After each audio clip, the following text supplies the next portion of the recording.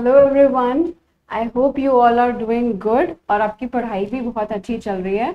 So I am back with your final level strategy. अभी last video में हमने inter की स्ट्रैटेजी देखी कि एक दिन के गैप में आप कैसे अपने सब्जेक्ट्स का इफेक्टिवली रिवीजन कर सकते हो, और आज हम फाइनल की स्ट्रैटेजी लेकर के आ रहे हैं, final one day strategy. Both groups के लिए है, न्यू सिलेबस ओल्ड सिलेबस सबके काम की है ये। ठीक है, तो ग्रुप वन में देखते हैं क्या क्या काम का है। ग्रुप वन पेपर नंबर 13, आपका फर्स्ट पेपर जो होने वाला है कल, लॉ का paper, corporate and economic law. देखो, पहले मैं आपको डिस्क्लेमर दे दूं, ऑल्दो फाइनल लेवल पर आपके सारे टॉपिक्स बहुत इंपॉर्टेंट होते हैं, बिकॉज यू नेवर नो कहाँ से क्या चीज़ आ जाती है। तो फाइनल लेवल पर वैसे सब कुछ इंपॉर्टेंट है, एंड आई एम अज्यूमिंग कि आपने पहले सब चैप्टर्स पढ़ रखे हैं। ये बस एक रिवीजन स्ट्रैटेजी है कि एक दिन में वो मोस्ट इंपॉर्टेंट चैप्टर्स कौन से हम देखें। ठीक है, तो पेपर नंबर 13 में सबसे पहले आपको कंपनीज एक्ट कवर करना ही करना है, चाहे कुछ भी हो जाए। कंपनीज एक्ट तो आपका खत्म अभी तक तो हो जाना चाहिए कि अभी तक आपका कंपनीज एक्ट पूरा रिवाइज हो चुका होगा। कंपनीज एक्ट स्टिल किसी ने नहीं करा है, तो इसमें इंपॉर्टेंट क्या क्या है? डायरेक्टर्स एंड केएमपी आपको करना ही करना है, बोर्ड मीटिंग है, inspection, inquiry and investigation, accounts and audit. Accounts and audit बहुत इजी चैप्टर है, आप अपने इंटर लेवल पर भी इसके बारे में पढ़ के आए हो, ऑडिट आप पढ़ के आए हो और अकाउंट्स भी आपने पढ़ा है। Prevention of operation and miss management, तो कंपनीज एक्ट के अंदर वैसे तो कंपनीज एक्ट पूरा कंपनीज एक्ट ही बहुत बहुत इंपॉर्टेंट है, लेकिन ये चैप्टर्स कुछ ज्यादा इंपॉर्टेंस रखते हैं। Okay, then we have next most important chapter, that is IBC, insolvency and bankruptcy code 2016। IBC आपका राउंड अबाउट 10 मार्क्स का आता है, तो बहुत इंपॉर्टेंट हो गया ये। ठीक है, उसके बाद में आपको सेबी करना बहुत जरूरी है, आप सेबी पूरा करो। मोस्टली मुझे लगता है लोग सेबी को छोड़ करके जाते हैं ये सोच करके कि यार एक चैप्टर सेबी क्या करें, बट सेबी बहुत इंपॉर्टेंट है। ठीक है, और बाकी मिसलेनियस लॉज में आपको जो इकोनॉमिक लॉज के अंदर बाकी चैप्टर्स करने हैं, तो आप competition act, SARFAESI act, money laundering act कर सकते हो। इसके अलावा वाले चैप्टर्स आप एक बार के लिए रिविजन को फिर भी स्किप कर दो, जैसे फेमा एंड ऑल। ठीक है, वैसे नहीं छोड़ना है, रिवीजन पर्पस से बताया ये मैंने आपको। तो सबसे इंपॉर्टेंट कंपनीज एक्ट है एंड आईबीसी है, करना ही करना है, अ मस्ट डू। उसके बाद में आपको सेबी करना है और competition, SARFAESI and money laundering. ठीक है, पेपर नंबर 14 एसएफएम, वही लॉ का पेपर देकर क्या है बोथ ग्रुप वाले बच्चे। तो वैसे नेक्स्ट पेपर आपका सेकेंड ग्रुप का फर्स्ट पेपर लगेगा, बट अभी हम पेपर वाइज स्ट्रैटेजी देख रहे हैं। पेपर नंबर 14 एसएफएम, इससे ज्यादा स्कोरिंग पेपर आपके फाइनल लेवल पर और कोई नहीं है। सबसे ज्यादा स्कोरिंग पेपर है फाइनेंशियल मैनेजमेंट आपका, और सबसे ज्यादा इंटरेस्टिंग भी। इसमें मोस्ट इंपॉर्टेंट पोर्टफोलियो मैनेजमेंट, क्या काम करना है, सारे फॉर्मूलाज, क्योंकि पूरा चैप्टर फॉर्मूला बेस्ड है, जितने भी फॉर्मूलाज हैं उन सबको एक बार एक साथ गो थ्रू कर लेना है, और इंपॉर्टेंट क्वेश्चंस जिसमें सब फॉर्मूला कवर हो रहे हैं वो क्वेश्चंस प्रैक्टिस करना है। Then we have derivatives. Derivatives को देखना है कि भाई हम हेजिंग के लिए क्या करते हैं, अगर बाकी का पूरा प्रोसेस पूरा डेरिवेटिव्स के अंदर क्या क्या है। ठीक है, देन फॉरेक्स, रेट चेंज करने का काम हम कैसे करते हैं, क्या डॉलर पाउंड, सब कुछ आपको इसके अंदर देख करके जाना है। ये 3 चैप्टर ना आपकी पूरी एफएम कवर करते हैं एक तरीके से। ये 3 चैप्टर ही एफएम की स्पिरिट है, I would say. 3 chapter most important है एसएफएम के अंदर। फिर उसके बाद में लीजिंग डिसीजन, लीज वाला चैप्टर का भी क्वेश्चन आता है, and investment decision. Investment decision last में क्यों रखा, क्योंकि कैपिटल बजटिंग है, आप लोगों को, मैक्सिमम लोगों को आती है, आप इंटर लेवल पे कैपिटल बजटिंग करके आए हो। ठीक है, एसएफएम के अंदर ये मोस्ट इंपॉर्टेंट चैप्टर्स हैं, और एसएफएम सबसे स्कोरिंग है, आपका पूरा एग्रीगेट बना देता है SFM subject. Okay, then paper number 15 direct tax and international taxation. इसके अंदर हमको क्या करना है, इसमें बहुत ज्यादा कंफ्यूज होता है ना लोग। तो सबसे पहला काम आप ये करोगे, इंटरनेशनल टैक्सेशन को आते ही, जैसे ही आप एग्जाम देकर के आए, सबसे पहला काम इंटरनेशनल टैक्सेशन को निपटाओ। 40 मार्क्स का है और बहुत ईजी है, बहुत ही ज्यादा ईजी है। ट्रांसफर प्राइसिंग आपको पढ़नी है, DTAA आपको पढ़ना है, बहुत छोटे छोटे टॉपिक्स हैं और वेटेज बहुत ज्यादा रखते हैं।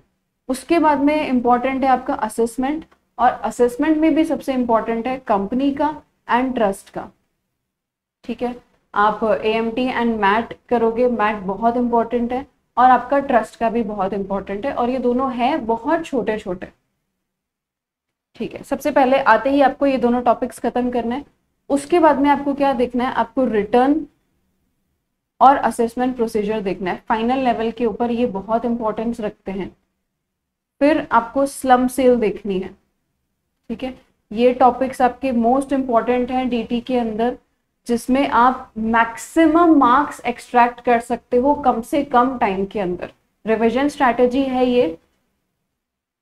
ओके, रेजिडेंशियल स्टेटस करना मत भूलना, क्योंकि उसका भी क्वेश्चन फाइनल लेवल पर आता है। PGBP के अंदर से आप 44 वाले जो आपके सेक्शंस हैं वो कवर करके जाओ, उनके क्वेश्चंस भी डेफिनेटली एग्जाम में आते हैं। ठीक है, then paper number 16 SCM strategic cost management. SCM के अंदर हमारा सबसे पहले आपको SCM में सेक्शन B कवर करना है। OM वाला पार्ट है जो आप इंटर में पूरा करके आए हो, और बहुत छोटा होता है, करने में बहुत ज़्यादा टाइम नहीं लगता है। Linear programming, transportation, assignment, simulation, PERT CPM, learning curve, और कवर करता है 30 मार्क्स। ठीक है, अप्रॉक्स मेरे अकॉर्डिंग इसको करने में आपको टाइम जो लगना चाहिए, ये सारे टॉपिक्स को आपको मैक्स 2 घंटे लगेंगे कवर करने में, और 2 घंटे के अंदर अंदर आप अपने 30 मार्क्स सिक्योर कर लोगे। एकदम फिक्स लॉक कर दो ये 30 नंबर को तो। ओके, उसके बाद हमें कौन से टॉपिक्स इंपॉर्टेंट करने हैं, डिसीजन मेकिंग। ठीक है, डिसीजन मेकिंग बहुत इंपॉर्टेंट है। Variance analysis, decision making is marginal costing. Definitely question आता है, और एक ही मतलब पार्ट्स में क्वेश्चन आता है इसका, तो डिसीजन मेकिंग आपके लिए बहुत बहुत इंपॉर्टेंट है। वेरिएंस एनालिसिस, पूरे फॉर्मूलाज एक बार पूरा रिकॉल करके जाओ, क्या क्या फॉर्मूला था आपका। उसके बाद जो सिंगल ग्रुप दे रहे हैं उनके लिए भी कॉस्टिंग में मैंने रखा है transfer pricing and ABC analysis and JIT। वैसे देखो सिंगल ग्रुप फाइनल लेवल पे सब कुछ पढ़ो आपके पास, क्योंकि आपको एक दिन का टाइम मिलता है बीच में, तो आप कुछ भी मत छोड़ो, रिवाइज सब करो। ये स्ट्रैटेजी मेनली है जो बोथ ग्रुप दे रहे हैं उनके लिए। Okay, let's come to next paper, paper number 17 cost and management audit. सबसे इजी पेपर आपका पूरे फाइनल के अंदर, सबसे ज्यादा मार्क्स इजीली दिलाने वाला चैप्टर पेपर है ये। ठीक है, इसमें आपको सेक्शन A तो कवर करना ही करना है, कॉस्ट ऑडिट, और सेक्शन A के अंदर जो आपका प्रैक्टिकल वाला पार्ट आता है, प्रैक्टिकल वाला पार्ट आता है आपका रूल्स के अंदर, companies record and audit rules वाला जो चैप्टर है, उसके अंदर आपके सारे प्रैक्टिकल क्वेश्चंस आते हैं। सबसे पहले उनको रखो प्रायोरिटी पे, उसके बाद कॉस्ट ऑडिट के बाकी चैप्टर्स आप करो। 50% वेटेज रखता है ये, तो पहले कॉस्ट ऑडिट खत्म करना है, और बहुत छोटी है, आप एग्जाम देकर के आए, आपका वो नेक्स्ट एग्जाम से पहले वाला जो आपका नाइट है उसमें ये कवर हो जाएगा, इतना छोटा है ये। फिर आपको अगले दिन क्या करना है, internal control, internal audit, operational audit, 15% cover करता है ये। And then forensic audit, anti money laundering. ठीक है, फॉरेंसिक ऑडिट आपको करना है and anti money laundering 10%। Management audit इसके अंदर मैंने छोड़ दी रिवीजन के लिए, क्योंकि बहुत लेंदी है और कवर करती है 10%, तो मैनेजमेंट ऑडिट इसीलिए छोड़ दी। Section A most most most important. Okay, paper number 18 CFR accountancy. CFR का पेपर, CFR के पेपर में आपको क्या करना है, सबसे पहला काम करो बिजनेस कॉम्बिनेशन। जैसे आप लॉ का पेपर दे करके आओगे तो आपका CFR का पेपर लगेगा, आप क्या करो, बिजनेस कॉम्बिनेशन करोगे, वैल्यूएशन ऑफ शेयर्स करोगे, and government accounting in India. इन तीनों को एक साथ निपटा देना है सबसे पहले। वैल्यूएशन ऑफ शेयर्स छोटा सा है, government accounting in India theory है।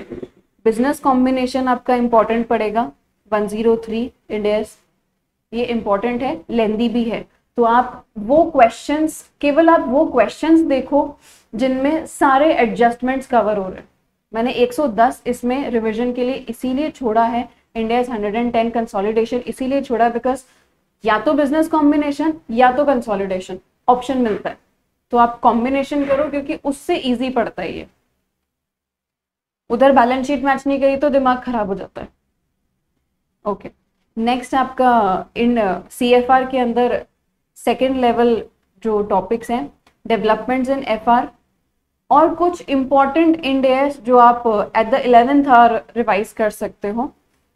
Property plant and equipment, lease, borrowing cost and share based payment. Share based payment बहुत इंपॉर्टेंट है अपना। ओके, प्रैक्टिकल क्वेश्चन बन जाता है शेयर बेस्ड पेमेंट से, मिनिमम 4 नंबर का आपका क्वेश्चन इससे बन सकता है। ये CFR का सिलेबस इतना वास्ट है, उसमें से मैंने आपको इतना छाट करके ये दिया है, तो इसमें आपके 60 मार्क्स तक आप आराम से ये 60 मार्क्स वाला कवर कर सकते हो। और ये सबसे छोटे छोटे टॉपिक्स आपको निकाल करके दिए CFR के अंदर। ओके, नेक्स्ट है paper number 19, indirect taxation, GST and customs. सबसे पहले जैसे मैंने इंटर में रखा था कस्टम्स को प्रायोरिटी पे, यहाँ पर भी कस्टम्स को ही रखा है। और कस्टम्स में फाइनल वालों को क्या कवर करना है, वैल्यूएशन डेफिनेटली करो, बैगेज करो एंड ड्यूटी ड्रॉबैक करो। वैल्यूएशन का कंफर्म आपका 8 से 10 नंबर तक का क्वेश्चन बनता है, बैगेज से भी क्वेश्चन आता है, और ड्यूटी ड्रॉबैक कितना छोटा सा है, बहुत छोटा सा टॉपिक है ड्यूटी ड्रॉबैक एंड बैगेज। आपको बस थोड़े से प्रोविजंस याद करने हैं और ये हो जाएगा आपका। फिर GST वाले लेवल पे चलते हैं अपन। GST में हम क्या कर सकते हैं, आप टाइम ऑफ सप्लाई करो, प्लेस ऑफ सप्लाई करो एंड सप्लाई अंडर GST। तीनों छोटे टॉपिक्स, इंपॉर्टेंट टॉपिक्स। देन फिर नेक्स्ट डे का जो टाइम है उसमें आपको क्या करना है, वैल्यूएशन वाला चैप्टर करना है और ITC। नेक्स्ट डे पे ITC क्यों रखा, बड़ा चैप्टर है, फ्रेश माइंड से कवर करोगे, पूरे प्रोविजंस रिवाइज हो जाएंगे। और फिर अगर आपको टाइम बचता है, जैसे ये आपके बहुत स्ट्रॉन्ग है, रिवाइज आपका जल्दी हो गया, टाइम बच गया, तो आप GST returns and audit and e way bill भी कवर कर लो। ओके, देन हमारा last paper BVSPM paper number 20। उसमें हमको क्या करना है, मर्जर्स एंड एक्विजिशन। सबसे इंपॉर्टेंट आपका बिजनेस वैल्यूएशन के अंदर है mergers and acquisition. Formula revise करना है, सारे फॉर्मूलाज रिवाइज कर दो। Then valuation of assets and liabilities, enterprise risk management. ठीक है, पहले दिन ये करना है। मर्जर एंड एक्विजिशन को रिवाइज करने में आपको 1.5 घंटा लगेगा, हद से हद। और ये 1.5 घंटा आपका एग्जाम में ना जब क्वेश्चंस देखोगे ना, यार ये भी मर्जर का, ये भी मर्जर का, ये भी मर्जर का, अरे वाह लॉटरी लग गई हमारी। तो मर्जर के बहुत क्वेश्चंस आते हैं। ठीक है, ये टॉपिक्स आप इन अ गो रिवाइज कर दो। फिर नेक्स्ट डे हम क्या कर सकते हैं, business valuation methods and approaches, introduction to performance management, evaluation and improvement tools. Next day के लिए आप ये चैप्टर्स रख सकते हो, ये चैप्टर्स रिवाइज करोगे आप नेक्स्ट डे पे। पहले दिन ये 3 टॉपिक्स तो करने ही करने हैं। ठीक है, ये फाइनल लेवल के लिए स्ट्रैटेजी थी। आई होप ये स्ट्रैटेजीज आपको बेनिफिट करेगी। And all the best to everyone giving your paper tomorrow. Inter level, final level, 16 तारीख को फाउंडेशन का एग्जाम है। सबको ऑल द बेस्ट, बहुत अच्छा पेपर जाएगा। स्टार्टिंग का देखो, एक टिप, हमेशा 15 मिनट पहले अपना एग्जाम पे पहुंचो। आपका जो भी सेंटर है एटलीस्ट 15 मिनट पहले पहुंचो। क्लासेस वगैरह ढूंढने में, अरेंज होने में, कंफर्टेबल होने में थोड़ा टाइम लगेगा। पेपर आएगा, पेपर को पूरा नहीं पढ़ना है, थोड़ा थोड़ा पढ़ो, रिलैक्स करो। ठीक है, मैं आपको पर्सनल स्टोरी बताऊं, मैं SFM के एग्जाम वाले दिन आई गॉट कम्प्लीटली ब्लैंक। मैं SFM में पूरी ब्लैंक हो गई थी कि यार मुझे तो कुछ आता ही नहीं है, जबकि माई स्ट्रॉन्गेस्ट पार्ट वॉज SFM। मेरा पूरा फाइनल के अंदर SFM सबसे फेवरेट था and I was totally blank. But जब मैं क्वेश्चन करने लगी, मैंने सबसे पहले वो क्वेश्चन उठाया जो मुझे कंफर्म आता है। आगे आगे फिर धीरे धीरे धीरे धीरे सारे क्वेश्चंस आने लगे। तो आप पहले ही इन अ गो मत डिसाइड कर लो कि यार ये तो बिगड़ने वाला है। नहीं, नहीं बिगड़ेगा। फोकस्ड रहो, काम रहो, सब कुछ अच्छा होगा। All the very best. आपने जितनी भी मेहनत करी है वो सब आपको पे ऑफ करेगी definitely. Okay, thank you so much.